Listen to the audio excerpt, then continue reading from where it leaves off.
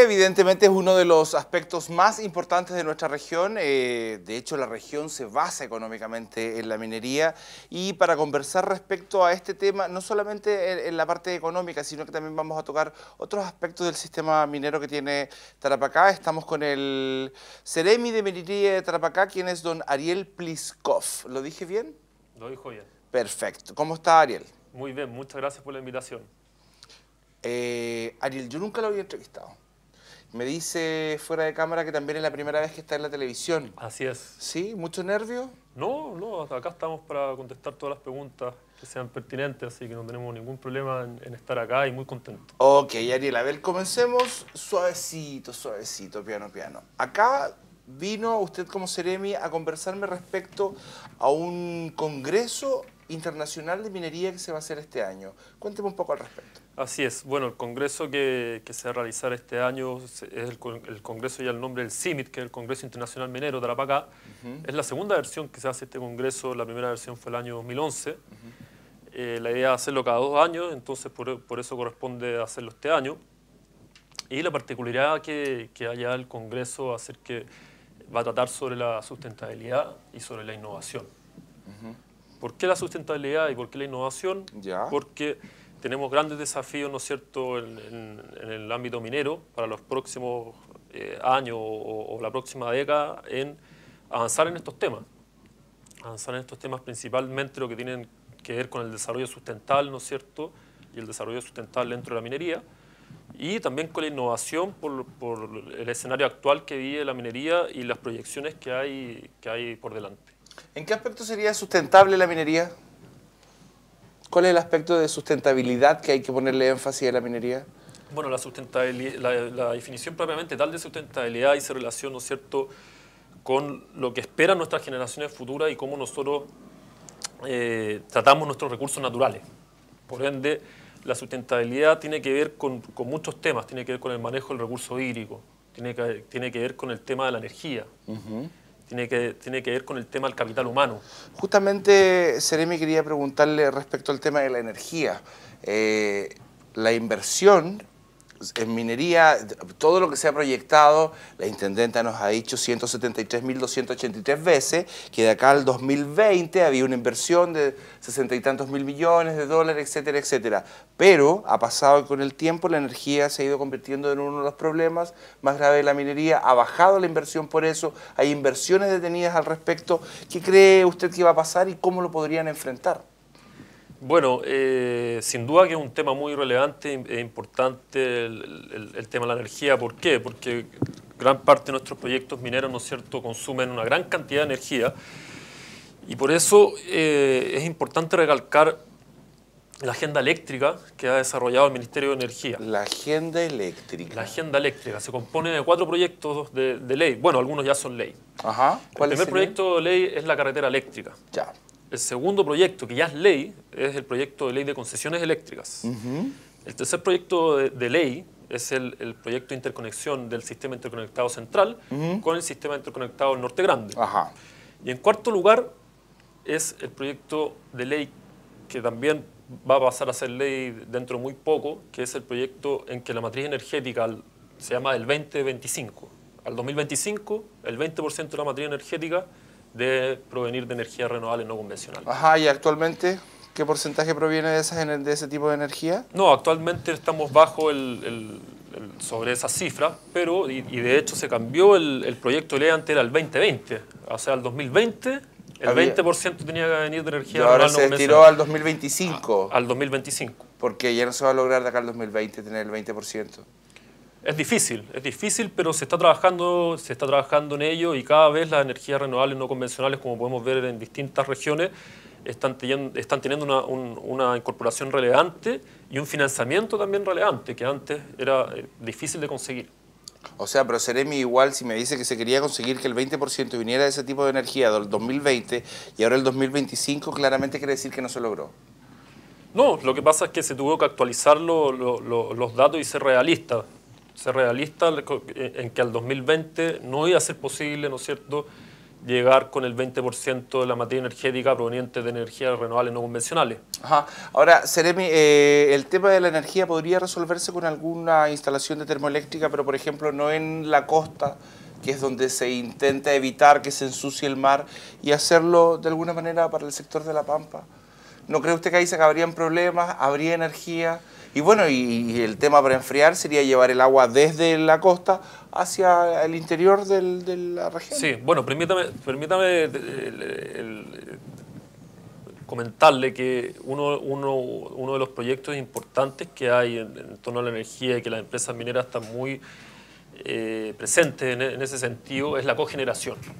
La cogeneración dice relación en que las empresas mineras se han incorporado dentro, ¿no es cierto?, de su negocio el tema de la energía y por eso han desarrollado, como ha pasado acá en nuestra región, como es el caso de una minera, en que han financiado parques solares, por ejemplo, en Claro. que le aportan un 20 o un 30% de la energía que ellos necesitan y con eso se avanza en fortalecer las energías renovables no convencionales, como a la propia empresa en bajar sus costos de la energía.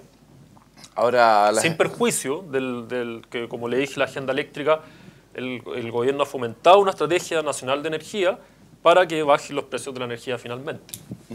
Ahora, la energía no convencional, renovable, etcétera, etcétera, ¿va a ser suficiente?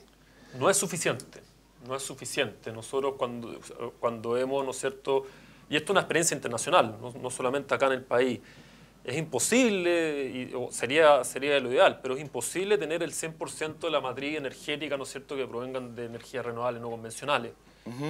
Ahora, Sin duda que hay que tener una diversificación de la matriz energética y contribuye, ¿no es cierto?, que cada vez aprobemos mejores proyectos más amigables con el medio ambiente, ¿no es cierto?, que como se hacía anteriormente y en gobiernos anteriores que se apoyaban la fomentación de combustibles fósiles. Ahora, lo que le pregunté, el tema de las termoeléctricas, si fueran instaladas un poco más hacia el interior de la región y no estuvieran cerca de la playa. ¿Podría ser? ¿Se tiene en cuenta? ¿Se va a estudiar? Yo creo que ¿Hay algo al respecto? en el tema energético no hay que descartar ninguna opción. Ahora es difícil que como usted dice, una termoeléctrica se instale, ¿no es cierto?, en La Pampa, porque generalmente están en las costas. ¿Por qué? Porque ocupan el agua, ¿no es cierto?, Para poder del mar enfriar. para poder enfriar ¿Y no sería posible llevarla, el agua?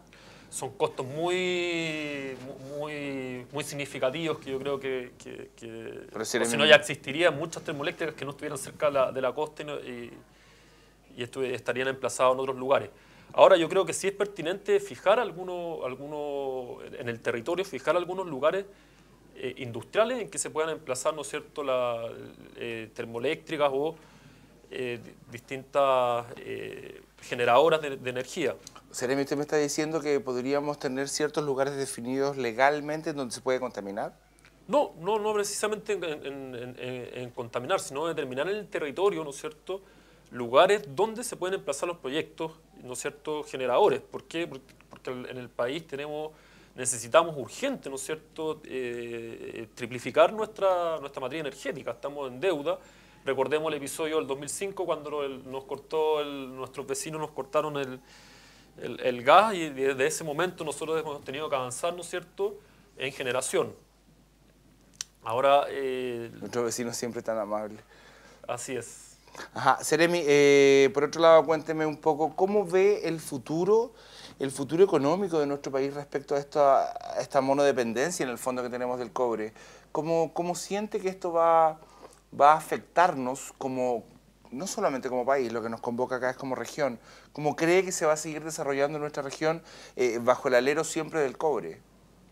Bueno, yo creo que las proyecciones que hay en torno a mi área, ¿no es cierto?, al área de la minería son buenas, ¿no es cierto?, sin perjuicio que hoy en día vivimos un escenario en que tenemos grandes desafíos por las bajas leyes que hay del mineral, por ejemplo, o el precio del cobre, ¿no es cierto?, ha bajado, pero se ha mantenido más o menos en 3,2 la libra, etcétera, etcétera. Tenemos buenos indicios y tenemos buenos proyectos que están, ¿no es cierto?, tanto en prefactibilidad como en factibilidad, que nos lleva a seguir trabajando en ello. Ahora recordemos que el cobre también es un recurso renovable, y obviamente un país no solamente puede vivir de una necesidad, sino de multiplicar y tener diversificación en distintas áreas. La región particularmente no solamente vive la minería, sin perjuicio que el Producto Interno Bruto es muy significativo, cercano al 43%. Ajá. También tenemos, ¿no es cierto?, actividades comercial muy fuerte por parte de Sofri, también tenemos, ¿no es cierto?, transporte y también tenemos pesqueras muy significativas en la región. Seremi, ¿cómo va a ser el futuro? Eso me refiero. ¿Cómo va a ser el futuro de la industria minera en esta región? ¿Va a seguir siendo un boom en donde hace que suban los edificios, los precios de las casas, los precios de los edificios, en donde todo el mundo tiene un auto, en donde todo Chile se quiere venir a vivir acá? ¿Eso va a seguir pasando o vamos a llegar a un estado meseta o vamos a empezar a caer? ¿Cómo lo ve? Bueno, yo no tengo una bola de cristal en que No, pero tiene estadísticas. Sí, por supuesto. Las estadísticas en ese sentido son que, ¿no es cierto?, nosotros y yo como Ceremi trabajamos en acercar la minería a la gente y que la región logre una identidad minera, ¿no es cierto?, que particularmente esta región aún no la tiene. Como Antofagasta. Como Antofagasta o Copiapó quizás, ¿no es cierto?